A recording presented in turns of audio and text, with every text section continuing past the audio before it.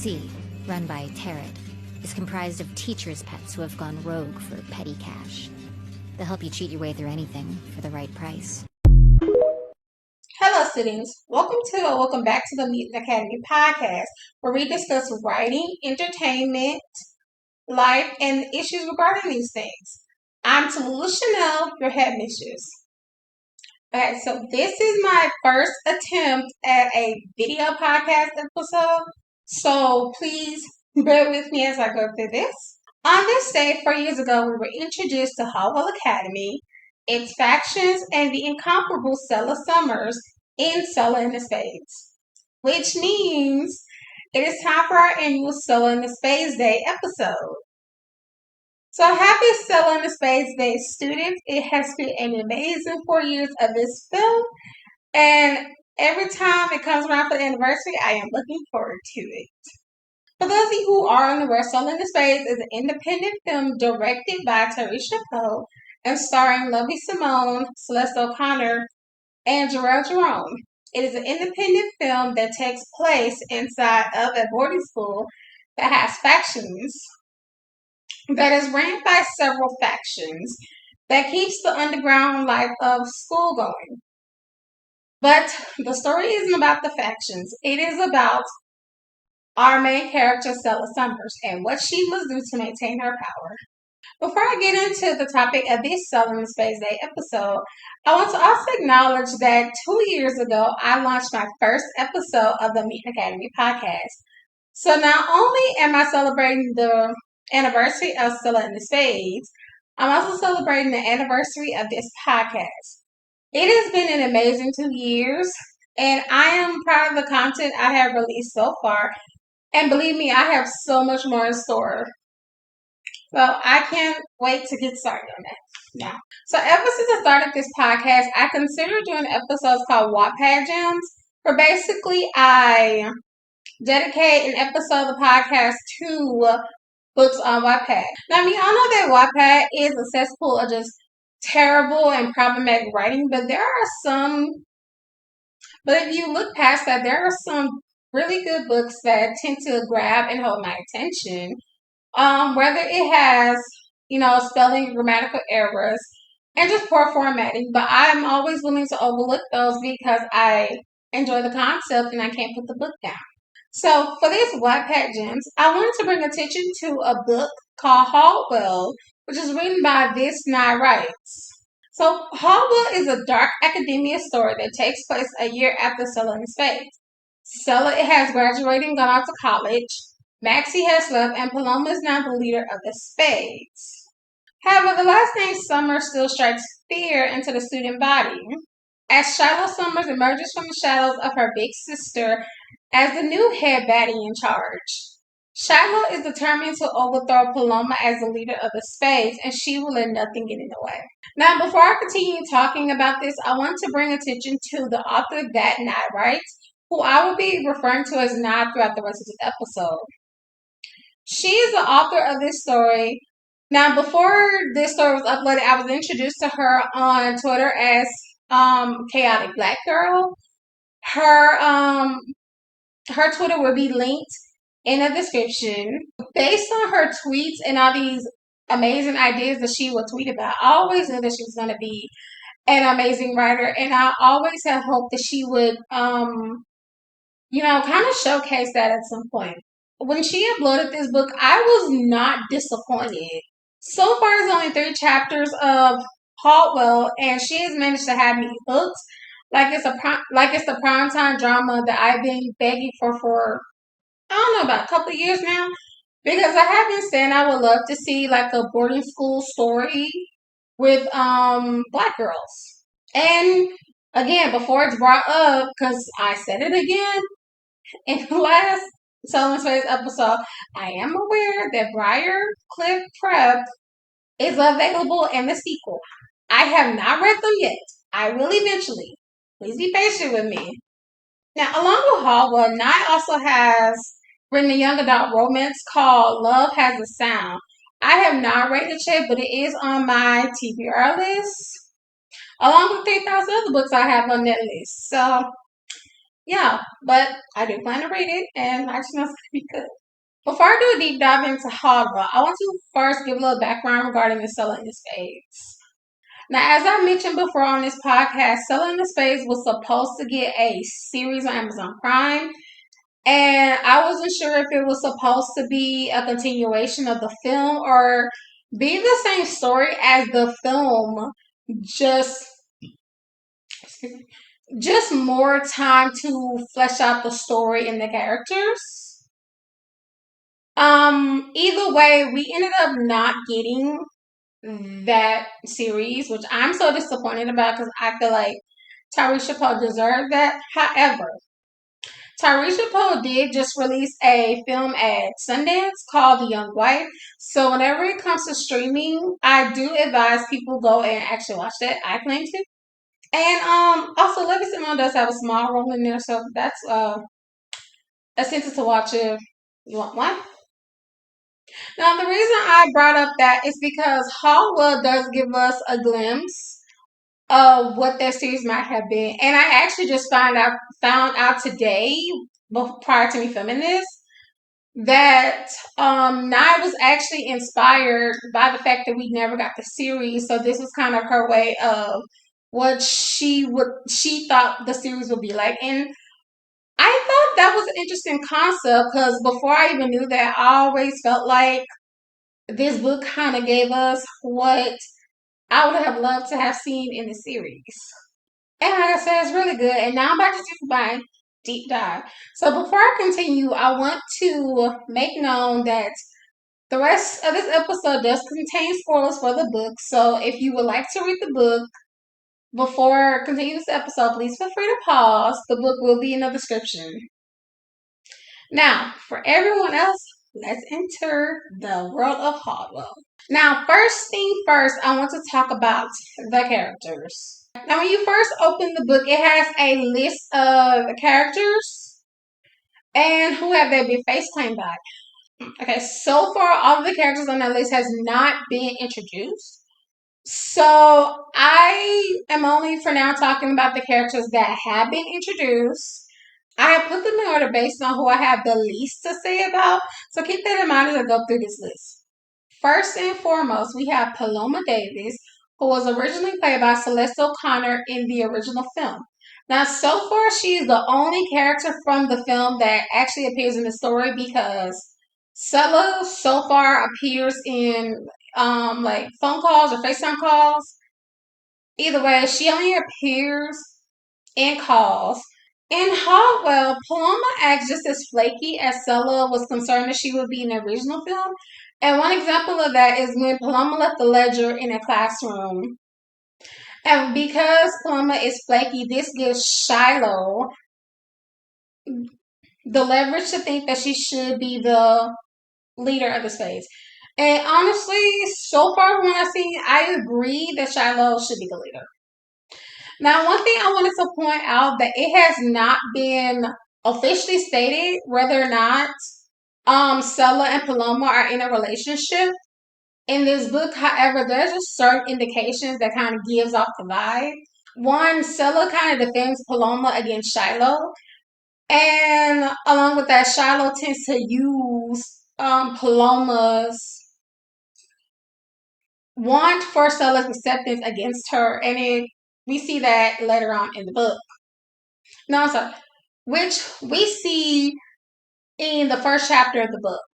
Personally, I do have my qualms about the Seloma ship, Selah X Paloma, but I'm gonna keep that to myself for now because this is not the episode for that. The first original character I want to bring up is Nico Edwards, who is face claimed by Khalil Harris. Now, he's someone Shiloh wanted to join the Spades, and she manipulated Paloma for it to happen. Now, so far, I have no opinions about him because he hasn't done much. In the long run, I just see him becoming a good friend of Shiloh.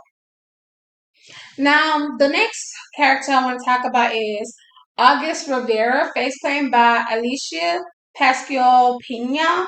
I do apologize if I pronounced that name wrong. I am still bad at names. I'm going to forever be bad at names, but I will try to do better. But she is the leader of the Skins. The Skins is the faction that does the Skins is the faction that kind of, bets on the games and stuff. And I actually forgot to mention this earlier, because I have yet to really go through all the factions because they're not important right now. But if you have not seen the film, the Spades faction supplies students with like booze and pills and stuff. So August is the leader of the Skins, and she had asked for Paloma's help with a situation, but Paloma chose not to help, which forced Shiloh to step in and take over. Now she's a character I like just based on vibes alone, but other than that, I have not much to say about her because again, she hasn't done much.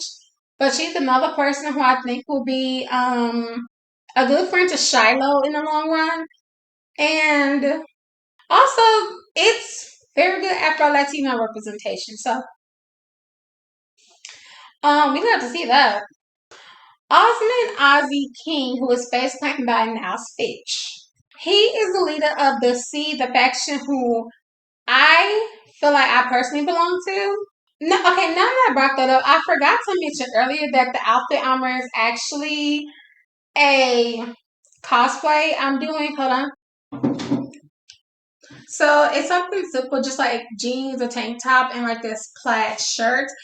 And the idea for it is that I was supposed to be like an original character from the C faction. And I really have like no real explanation as to why I chose this outfit combo. But when I thought about like the kind of faction it is, this outfit combo just came to mind, so I just put it all together. So yeah, a little white tank tops and jeans and a flannel shirt to cover the tank top. Well, I just think it looks cute. I like the outfit combination. But and it does kind of give like a little nerdy chic.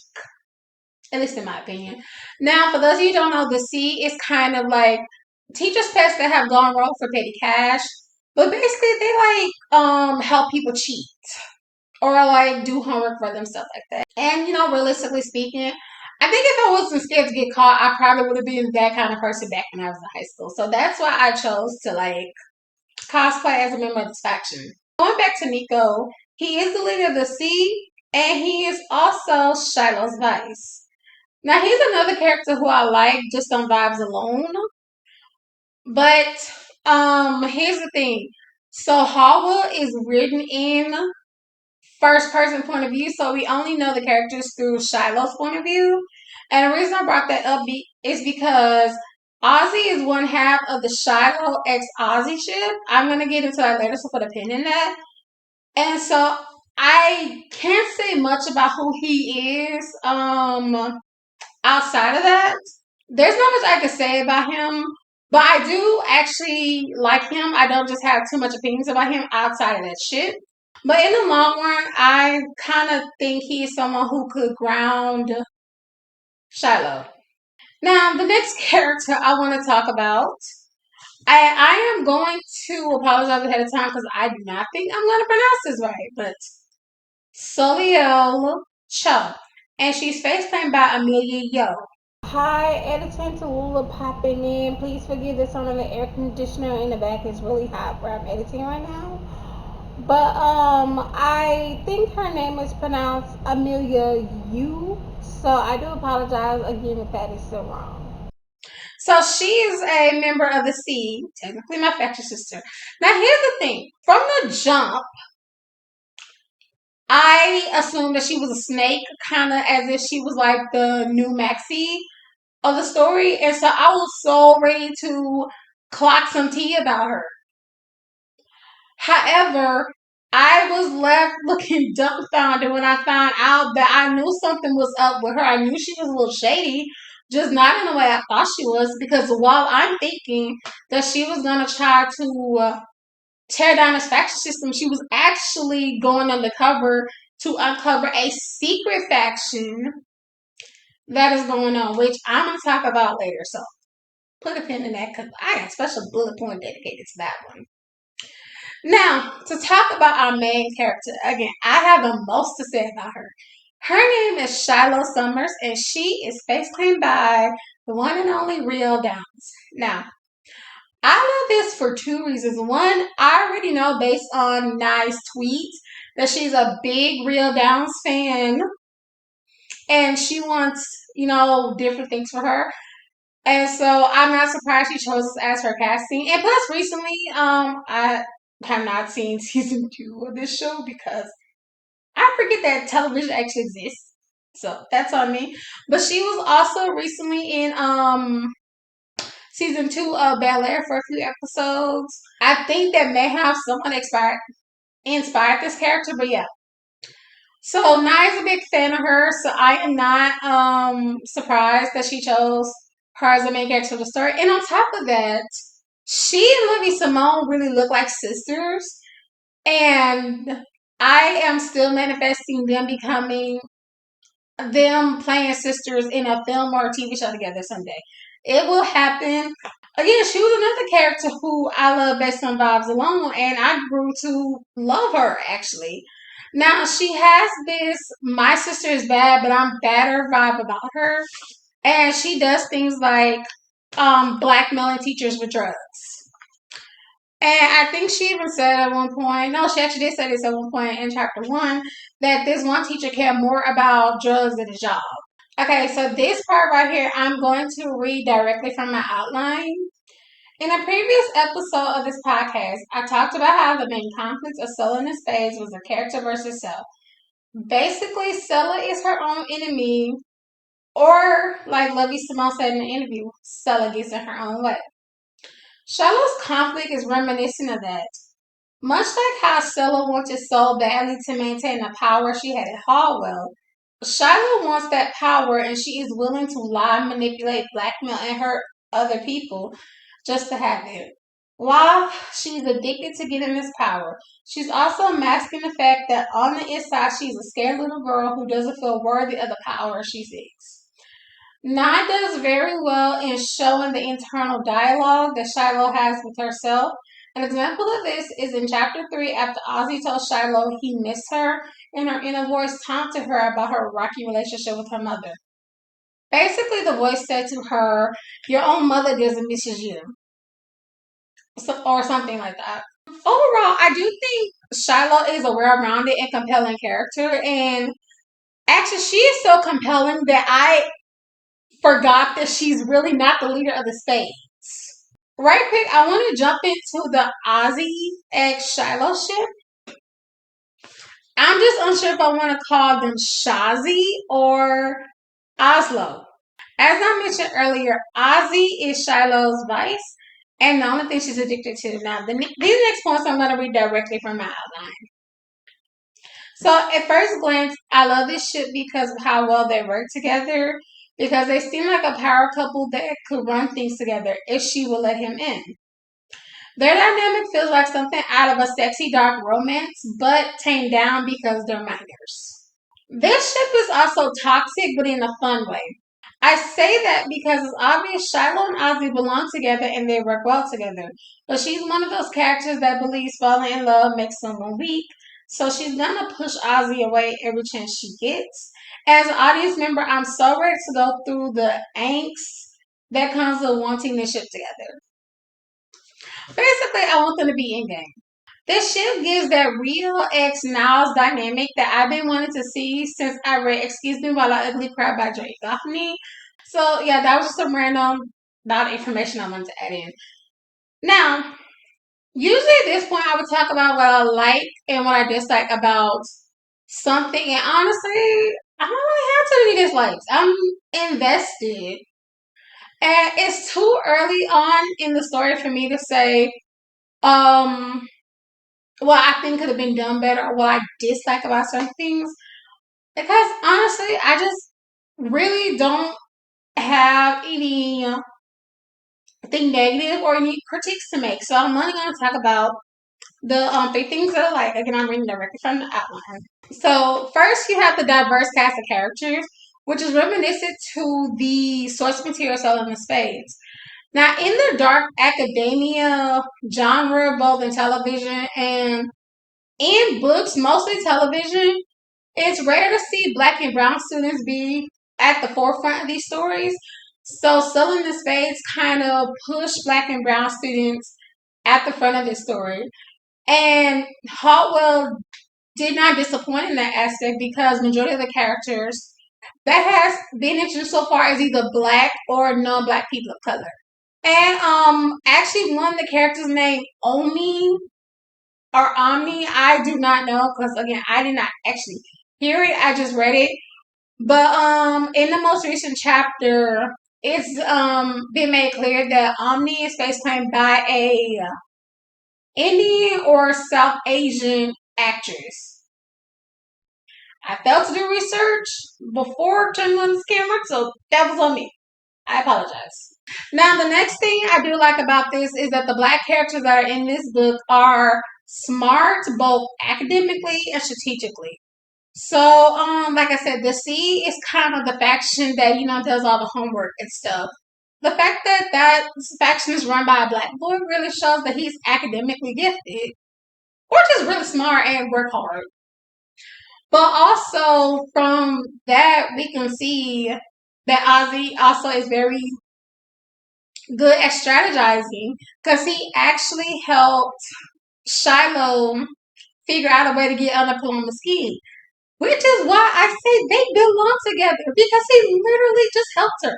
And I'm like, girl, can you please let him in so y'all can be that power couple who gonna run things together? But anyway. And the third thing I like about this is that it's a plot point that the ledger that the Spades had is going digital. And I think that works well because yeah, it will lessen the chance of the Spades getting caught or the ledger getting lost again. So I think that was a really good idea, and I'm so glad I included that. So now I want to talk about a few things I would love to see later on in the book. Should the book continue past 3 chapters, which I'm hoping for.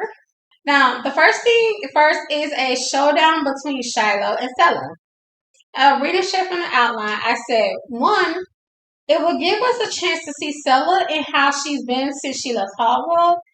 So far, we got a glimpse of their rocky relationship through phone calls.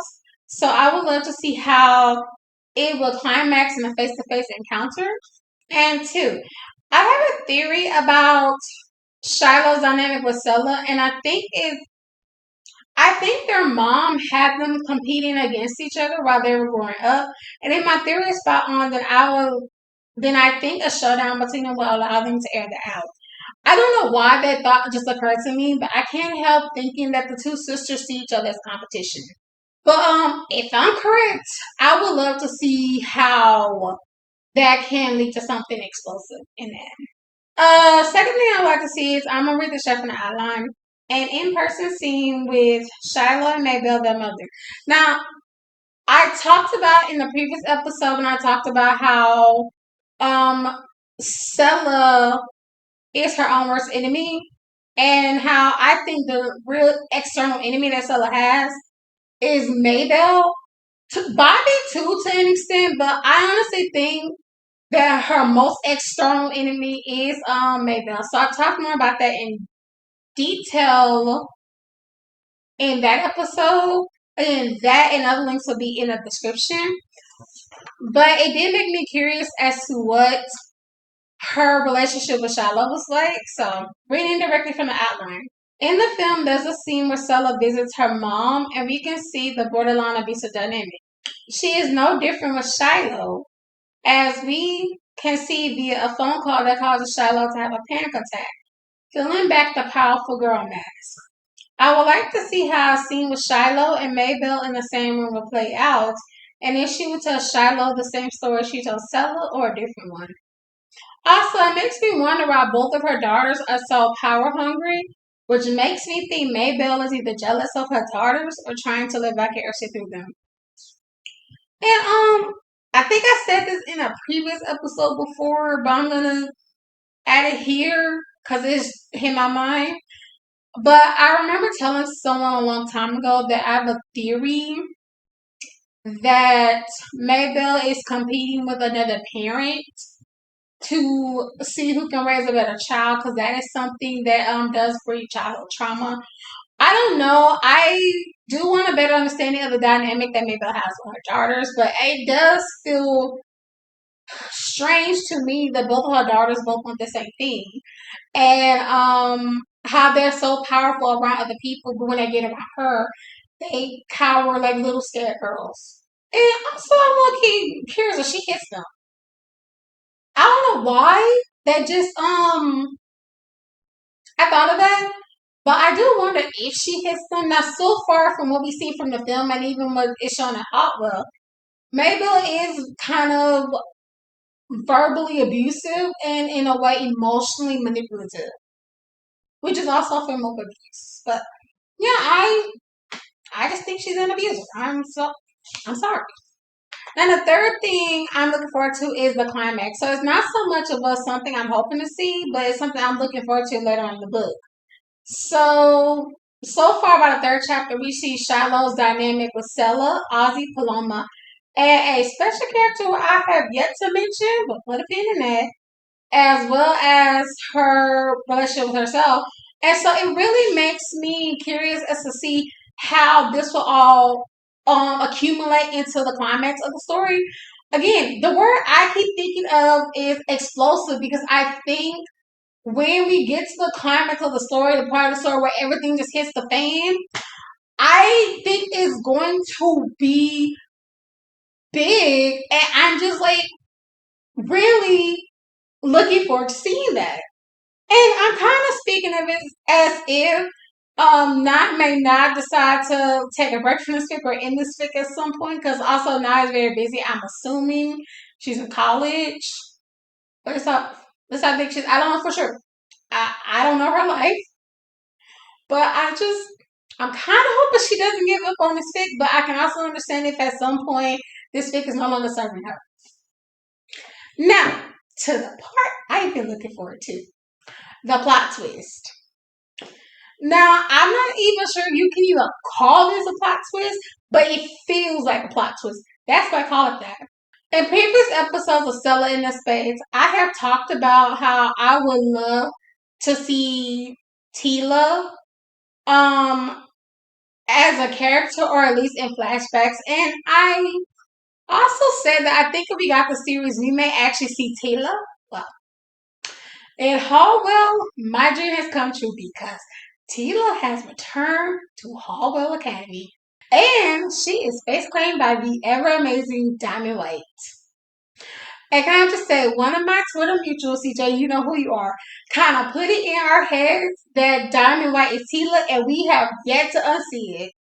And I'm so glad that Nine and I were on the same wavelength about that. I'll try that to school because that was so amazing. So the only reason why I didn't mention her with the other characters is because I wanted to dedicate an entire bullet point to her, because I love this so much. And like, I couldn't even talk about her enough in character, so I had to give her own bullet point. Especially because I talked so much about her wanting to be present. Now in the story, she and Shiloh are building up to this epic rivalry that, again, I'm hoping will have an explosive climax. Now, while I do think that Shiloh is her own internal enemy, I think Tila is being set up to be Shiloh's external enemy. Like I said, I do think the main conflict of Haldwell is character versus self with Shiloh. But the thing about conflict is you can have two or more conflicts in one story. And so I think, but yeah, so it is the character versus character conflict. Once again, reiterating, I think Tila is gonna turn to be Shiloh's external enemy, while Shiloh is her own internal enemy, similar to what Selah was going through. Because Selah was her own internal enemy, while Bobby and her mother, to an extent, actually, I think mostly her mother, but then Bobby, to an extent, was her external enemies. And even Tila, to an extent, was also Selah's external enemy. And honestly, this is partially why I think Selah should come back, because I feel like, again, explosive climax. But even if I don't get that showdown between her and Shyla. I at least hope to get something between Selah and Tila. Hi, editing Tallulah again. So while editing this section, I realized that I forgot to mention that Tila is in some way connected to the faction that has gone underground that Soliel discovered in the book. So I'm not exactly sure her connection to them or what they're up to. So we'll have to see as the book go along if the book continues past the third chapter. And there's a whole fan theory about the Selah and Tila dynamic, but I'm not gonna mention it right now because I don't want to influence how the rest of the story plays out. I'm really okay. Just to point out in the section when I said that these are things I'm hoping to see. I ain't been nowhere trying to influence the dynamic.